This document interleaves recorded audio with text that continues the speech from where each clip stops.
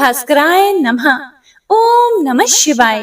भगवान सूर्यदेव की कृपा से आप सभी भक्तों का जीवन सुख समृद्धि और धन धान्य से परिपूर्ण रहे।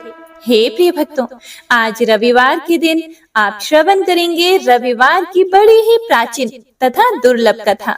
जय श्री गणेश। सबसे पहले सूर्य भगवान की कथा का रसपान करते हैं, उसके बाद आदित्य हृदय स्तोत्र का श्रवण करेंगे। एक बुढ़िया थी। उसका नियम था प्रति रविवार को सवेरे ही स्नान आदि करके घर को गोबर से लीप कर फिर भोजन तैयार करके भगवान को भोग लगाकर स्वयं भोजन करती थी। ऐसा व्रत करने से उसका घर अनेक प्रकार के धन धान्य से पूर्ण था। श्री हरि की कृपा से घर में किसी प्रकार का विघ्न या दुख नहीं था। सब प्रकार से घर में आनंद रहता था। इस तरह कुछ दिन बीत जाने पर उसकी एक पड़ोसन, जिसकी गऊ का गोबर वह बुढ़िया लाया करती थी, सोचने लगी कि यह वृद्धा हमेशा मेरी गऊ का गोबर ले जाती है, इसीलिए अपनी गऊ को घर के भीतर बांधने लग जाती है। बुढ़िया को गोबर ना मिलने से रविवार के दिन वह अपने घर को नहीं लीप सकी, इसीलिए उसने ना तो भोजन बनाया ना भगवान को भोग लगाया तथा स्वयं भी उसने भोजन नहीं किया। इस प्रकार उसने निराहार व्रत किया। रात्रि हो गई और वह भूखी ही सो गई। रात्रि में भगवान ने उसे स्वप्न दिया और भोजन ना बनाने तथा भोग ना लगाने का कारण पूछा। वृद्धा ने गोबर ना मिलने का कारण सुनाया। तब भगवान ने कहा कि माता, हम तुमको ऐसी गऊ देते हैं जिससे सभी इच्छाएं पूर्ण होती हैं, क्योंकि तुम हमेशा रविवार को गऊ के गोबर से लीप कर भोजन बनाकर मेरा भोग लगाकर खुद भोजन करती हो। इससे मैं बहुत खुश होकर तुमको वरदान देता हूँ। निर्धन को धन और बांझ स्त्रियों को पुत्र देकर दुखों को दूर करता हूँ तथा अंत समय में मोक्ष देता हूँ। स्वप्न में ऐसा वरदान देकर भगवान तो अंतर ध्यान हो गए और वृद्धा की आंख खुली तो वह देखती है कि आंगन में एक अति सुंदर गऊ और उसका बछड़ा बंधे हुए हैं। वह गाय और बछड़े को देखकर बहुत खुश हुई और उसको घर के बाहर बांध दिया और वहीं खाने को चारा डाल दिया। जब उसकी पड़ोसन बुढ़िया ने घर के बाहर एक अति सुंदर गऊ और बछड़े को देखा तो द्वेष के कारण उसका हृदय जल उठा और उसने देखा कि गाय ने सोने का गोबर किया है, तो वह उस गाय का गोबर ले गई और अपनी गाय का गोबर उसकी जगह पर रख गई। वह नित्य प्रति ऐसा ही करती रही और सीधी साधी बुढ़िया को इसकी खबर नहीं होने दी। तब सर्वव्यापी ईश्वर ने सोचा कि चालाक पड़ोसन के कर्म से बुढ़िया ठगी जा रही है, तो ईश्वर ने संध्या के समय अपनी माया से बड़े जोर की आंधी चला दी। बुढ़िया ने अंधेरी के भय से अपनी गऊ को भीतर बांध लिया। प्रातःकाल जब वृद्धा ने देखा कि गऊ ने सोने का गोबर दिया है, तो उसके आश्चर्य की सीमा न रही और वह प्रतिदिन गऊ को घर के भीतर ही बांधने लगी। उधर पड़ोसन ने देखा कि बुढ़िया गऊ को घर के भीतर बांधने लगी है और उसका सोने का गोबर उठाने का दांव नहीं चलता, तो वह ईर्ष्या और ढाह से जल उठी और कुछ उपाय न देखकर पड़ोसन ने उस देश के राजा की सभा में जाकर कहा, महाराज, मेरे पड़ोस में एक वृद्धा के पास ऐसी गऊ है जो आप जैसे राजाओं के ही योग्य है। वह नित्य सोने का गोबर देती है। आप उस सोने से प्रजा का पालन करिए। वह वृद्धा इतने सोने का क्या करेगी? राजा ने यह बात सुनकर अपने दूतों को वृद्धा के घर से गऊ लाने की आज्ञा दी। वृद्धा प्रातः ईश्वर का भोग लगाकर भोजन ग्रहण करने ही जा रही थी कि राजा के कर्मचारी गऊ खोलकर ले गए। वृद्धा काफी रोई चिल्लाई, किंतु कर्मचारियों के सामने कोई क्या कह सकता है। उस दिन वृद्धा गऊ के वियोग में भोजन ना खा सकी और रात भर रो रो कर ईश्वर से गऊ को पुनः पाने के लिए प्रार्थना करती रही। उधर राजा गऊ को देखकर बहुत प्रसन्न हुआ, लेकिन सुबह जैसे ही वह उठा, सारा महल गोबर से भरा दिखाई देने लगा। राजा यह देखकर घबरा गया भगवान ने रात्रि में राजा को स्वप्न में कहा कि हे राजा, गाय वृद्धा को लौटाने में ही तेरा भला है। उसके रविवार के व्रत से प्रसन्न होकर मैंने उसे यह गाय दी थी। प्रातः होते ही राजा ने वृद्धा को बुलाकर बहुत से धन के साथ सम्मान सहित गऊ और बछड़ा लौटा दिया और उसकी दुष्ट पड़ोसन को बुलाकर उसे उचित दंड दिया। इतना करने के बाद राजा के महल से गंदगी दूर हुई। उसी दिन से राजा ने नगरवासियों को आदेश दिया कि राज्य की तथा अपनी समस्त मनोकामना की पूर्ति के लिए रविवार का व्रत करो। व्रत करने से नगर के लोग सुखी जीवन व्यतीत करने लगे। कोई भी बीमारी तथा प्रकृति का क्रोध उस नगर पर नहीं होता था। सारी प्रजा सुख से रहने लगी। हे सूर्यदेव भगवान, जैसा आपने उस बुढ़िया को दिया, वैसा ही इस कथा को सुनने वाले, सुनाने वाले और हुंकारा भरने वाले को देना। तो प्रेम से बोलिए सूर्यदेव भगवान की जय, गौरी पुत्र गणेश की जय। आइए अब सभी मनोकामनाओं को पूरा करने वाली दूसरी कथा का श्रवण करते हैं। प्राचीन काल की बात है। एक गांव में एक ब्राह्मण रहता था। वह सूरज भगवान का बहुत बड़ा भक्त था। वह हर रोज सुबह सूर्य उदय से पूर्व उठकर नहाता, धोता और सूरज भगवान की कहानी कहता और सुनता था। इन सब में उसे देर हो जाती थी और वह ज्यादा काम भी नहीं कर पाता था, जिसके कारण उसे उसकी पत्नी बहुत डांटती थी एवं समाज वाले भी उसे निकम्मा कहते थे। एक दिन इन सब चीजों से परेशान होकर वह ब्राह्मण बाजार से पूजन का सामग्री लेकर जंगल में चला गया। वहां एक सूखी नदी के किनारे एक सूखे पीपल का पेड़ था, जहां बैठकर वह ब्राह्मण सूरज भगवान की कहानी पढ़ने लगा एवं उनकी पूजा करने लगा। पूजा खत्म होने के बाद वह नदी से जल लेकर सूर्य भगवान को समर्पित करता है। जैसे ही उसके द्वारा चढ़ाया गया जल नदी और पीपल के पेड़ पर गिरता है, वैसे ही नदी साफ पानी से भर जाती है और पीपल का पेड़ हरा भरा हो जाता है। तभी सूर्य भगवान उस नदी के जल में प्रकट होकर कहते हैं, हे ब्राह्मण, मांग क्या मांगता है। ब्राह्मण ने ये सुनकर सोचा कि कहीं ये आवाज भूत प्रेत की तो नहीं। तब वह घर जाकर यह सारी बात अपनी पत्नी को बताता है। तब उसकी पत्नी समझ जाती है कि सूरज भगवान ने इन्हें दर्शन दे दिया है। ब्राह्मण की पत्नी उसे समझाती है और कहती है, सूर्य भगवान आपसे प्रसन्न होकर आपको वरदान देना चाहते हैं। तब ब्राह्मण अपनी पत्नी से कहता है, वरदान में क्या मांगूं बताओ। उसकी पत्नी कहती है, कम शब्दों में जितना हो सके मांग लो।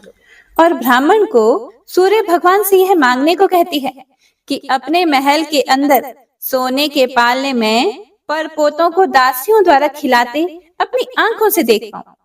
अगले ही दिन जब वह जंगल जाता है और सूरज भगवान की कहानी और आराधना करता है, तभी सूर्यदेव भगवान फिर से प्रकट होकर ब्राह्मण से वरदान मांगने को कहते हैं। तब ब्राह्मण अपनी पत्नी के द्वारा बताए गए शब्दों को सूर्य भगवान को कहता है।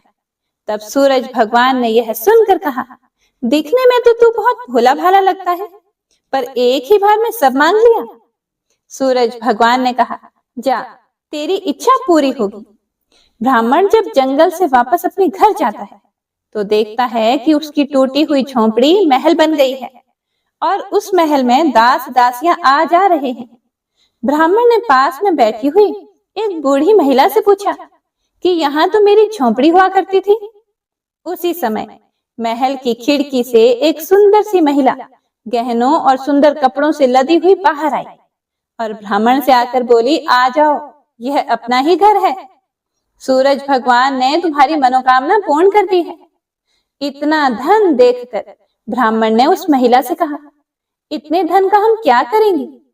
तभी उसकी पत्नी ने कहा, धन से क्या नहीं होता है, दान पुण्य यज्ञ होम करेंगे। फिर ब्राह्मण ने अपने धन का इस्तेमाल पूजा पाठ एवं पुण्य कार्यों में किया। अब सभी गांव वाले राजा की जगह उस ब्राह्मण का गुणगान करने लगे। राजा ने जब यह सुना तो ब्राह्मण को बुलाया और पूछा, कल तक तो तुमको खाने को भी नहीं मिलता था, आज यह धन कहां से आ गया, कहां से चोरी की और डाका डाला। ब्राह्मण ने कहा, यह सब तो भगवान सूरज देव की कृपा है। और सारी कहानी राजा को बता दी।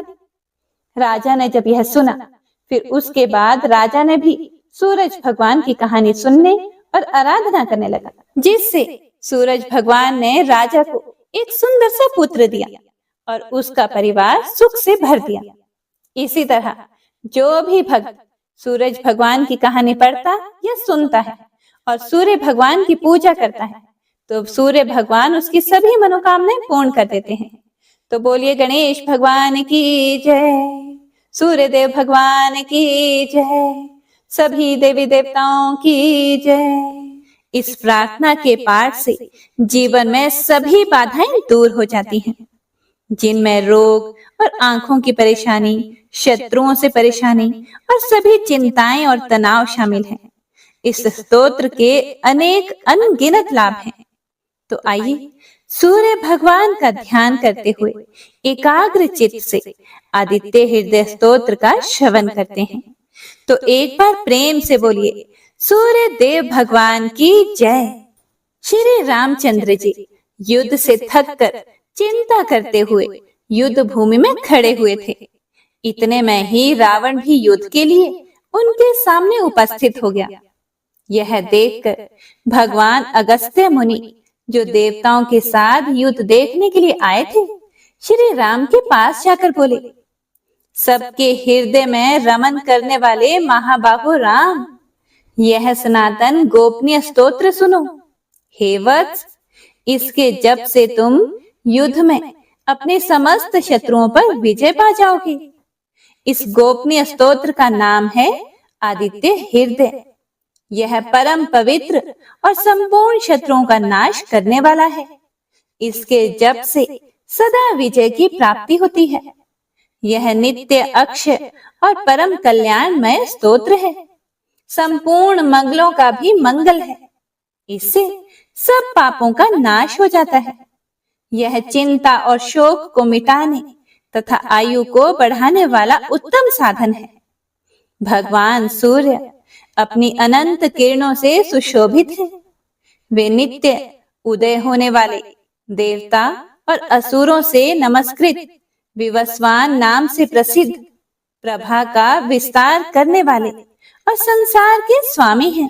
तुम इनका रश्मिमते नमः, संयुध्यन्ते नमः, देवासुर नमस्कृताय नमः, विवस्वते नमः, भास्कराय नमः, भुवनेश्वराय नमः, इन नाम मंत्रों के द्वारा पूजन करो। हे राम, संपूर्ण देवता इन्हीं के स्वरूप हैं।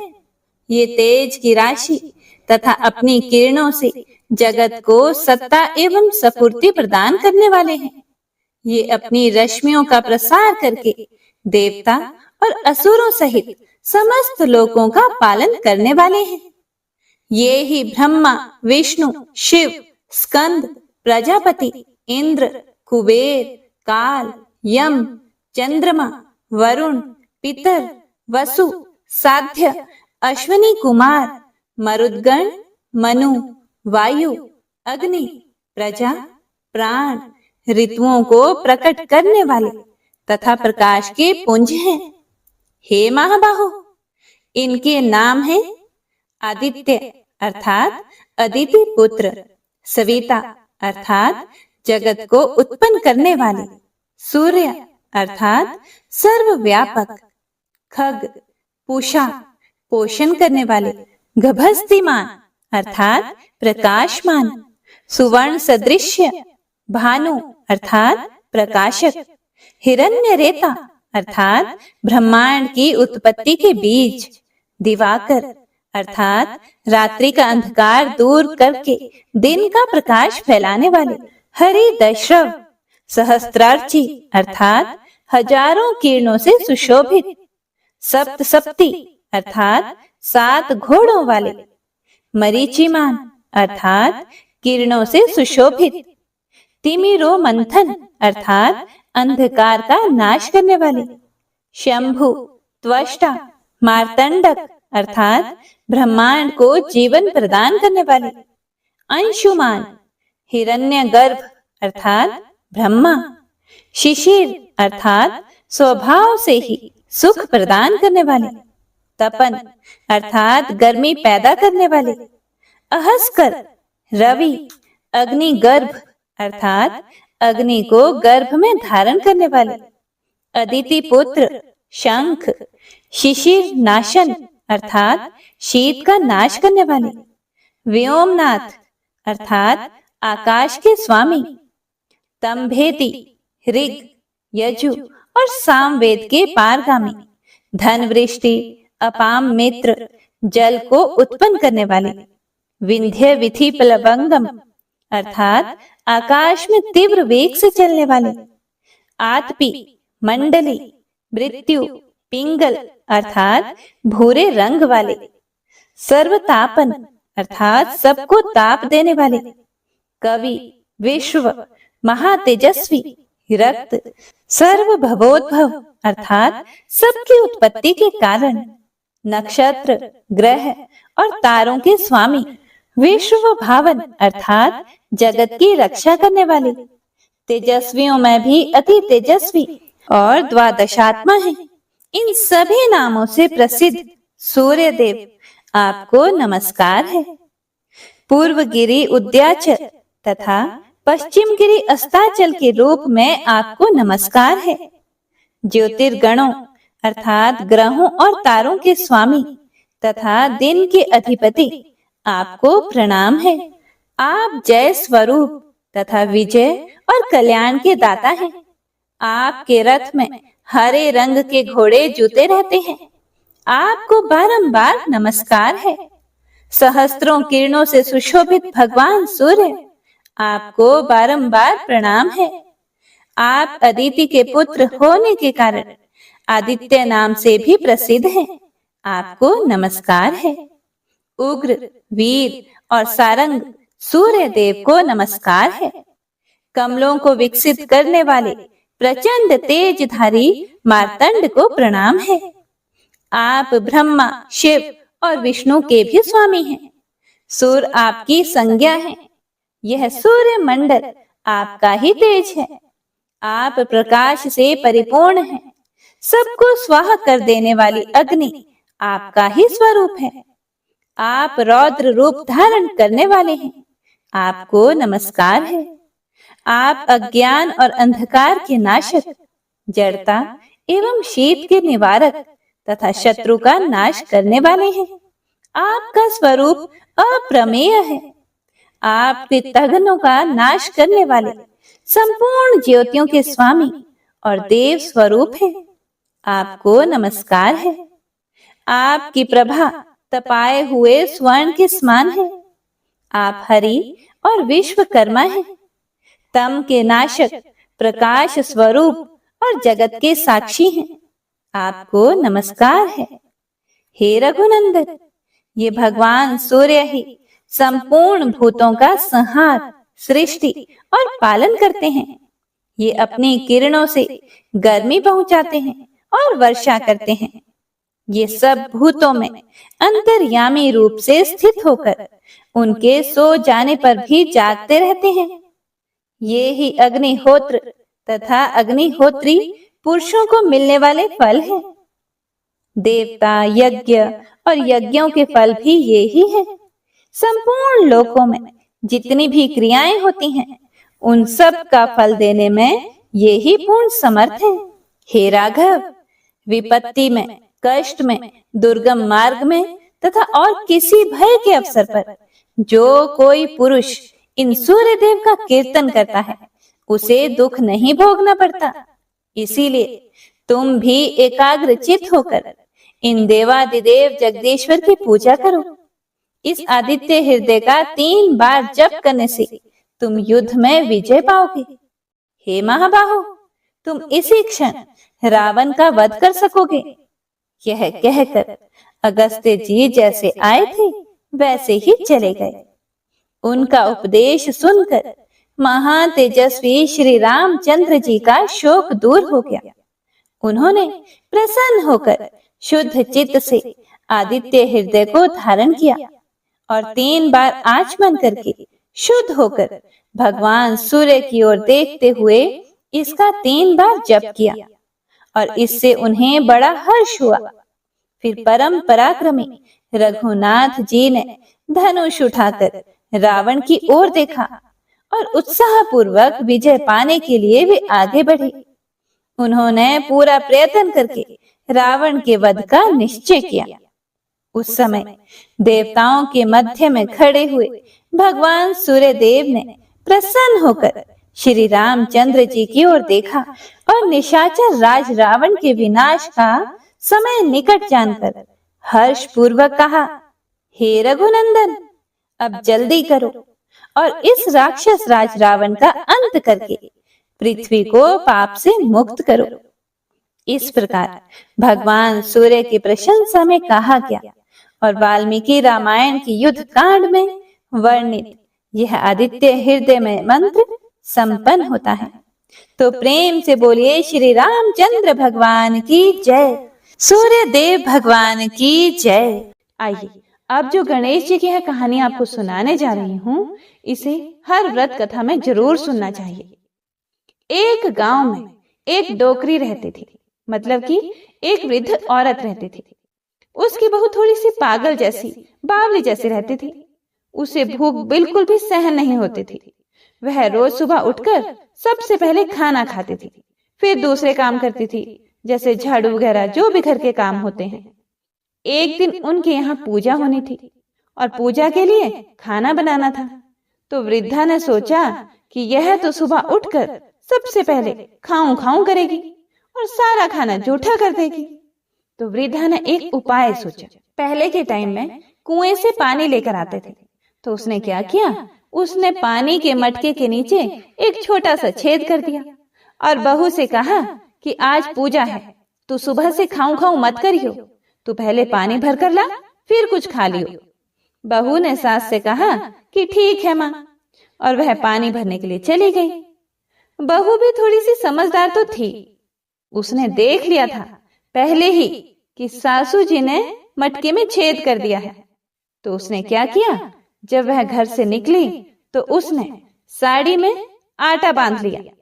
बहू पानी भरने कुएं पर आई तो उसने वहां पर सबसे पहले अपनी साड़ी में बंधा हुआ आटा निकाला, फिर पनघट पर उसे गूंथ लिया और उसकी बाटियां बना ली। वहीं गांव में पास में ही कुआं था, वहीं पास में शमशान भी था। वहां एक मुर्दा जलाया जा रहा था, तो उसकी आंच में उसने वह बाटियां सेक ली। और पास में ही एक गणेश जी का मंदिर था। मंदिर में किसी ने गणेश जी को चोला चढ़ाया था, तो गणेश जी की तोंद में घी लगा हुआ था।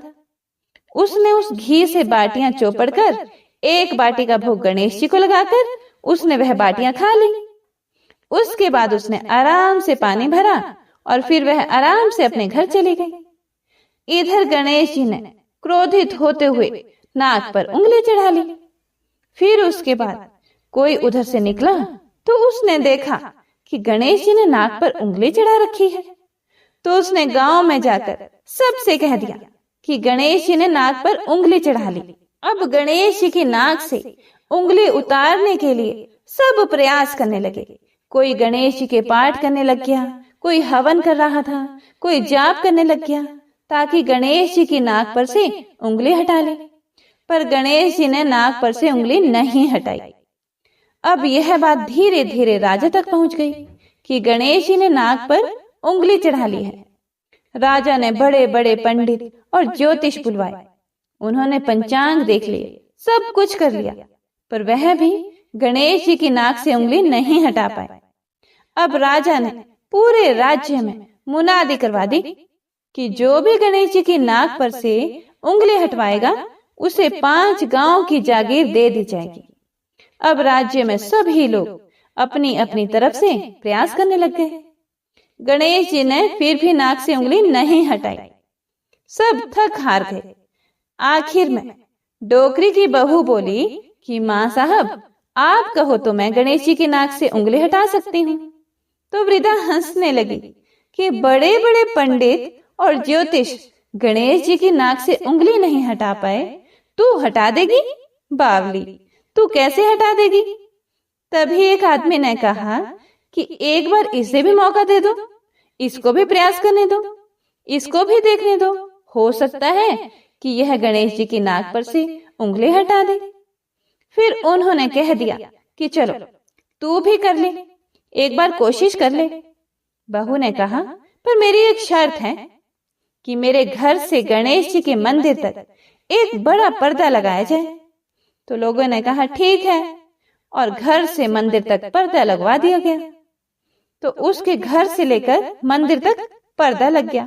अब बहू ने क्या किया, जब वह घर से निकली तो उसने सबसे पहले अपने घाघरे में मतलब पेटीकोट में धोबना यानी कपड़े धोने का जो हथियार होता है, धोना, जिससे कपड़े कूटते हैं, छिपाकर मंदिर गई।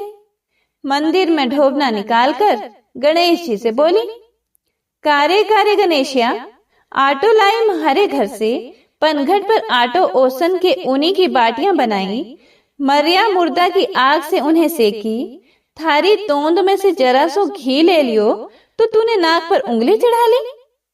नाक पे से उंगली हटा रही हो कि नहीं, नहीं तो दूं एक धौनारी, अभी थारा टुकड़ा टुकड़ा हो जाएगा। बहू की बात सुनकर गणेश जी डर गए। उन्होंने सोचा कि ये तो बावली है, सही में मार देगी, तो क्या करूंगा, इसका तो कोई भरोसा नहीं है, सच में ही मार देगी। और गणेश जी ने फट से नाक पर से उंगली हटा ली।